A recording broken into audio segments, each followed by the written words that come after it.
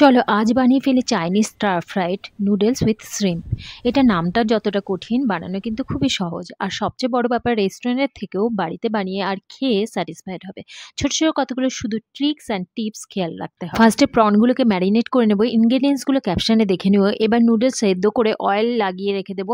এবার একটা বোলে দু রকম soya sauce, dark and normal, red chilli sauce, green chilli sauce, চিনি, গোলমরিচ গুঁড়ো দিয়ে একটা সস বানাবো। প্যানে দুটো ডিম ফাটিয়ে এগ স্ক্র্যাম্বল বানিয়ে ওই প্যানে তেল দিয়ে ম্যারিনেট করা প্রন দিয়ে দেবো। এবার ওপর থেকে 1 চামচ কর্নফ্লোর দিয়ে ভালো করে মিক্স করে প্রনটাকে কুক করে নেব 5 মিনিটসের মতো। এবার প্যানে তেল দিয়ে রসুন কুচি, আদা কুচি, কাঁচা লঙ্কা কুচি দিয়ে দেবো, ক্যাবেজ, গাজর, পেঁয়াজ, ক্যাপসিকাম 2 মিনিট ভেজে দেবো নুন, গোলমরিচ গুঁড়ো দেবো, এগ স্ক্র্যাম্বল, প্রন আর সয়া সস মিক্সারটি। এবার নুডলস দিয়ে ভালো করে স্টার ফ্রাই করলেই রেডি। এখানে মনে রাখতে হবে ভেজিটেবলগুলো ক্রাঞ্চি থাকবে আর রান্নাটি হবে হাই ফ্লেমে, একদম পারফেক্ট হবে। বানিও আর জানিও।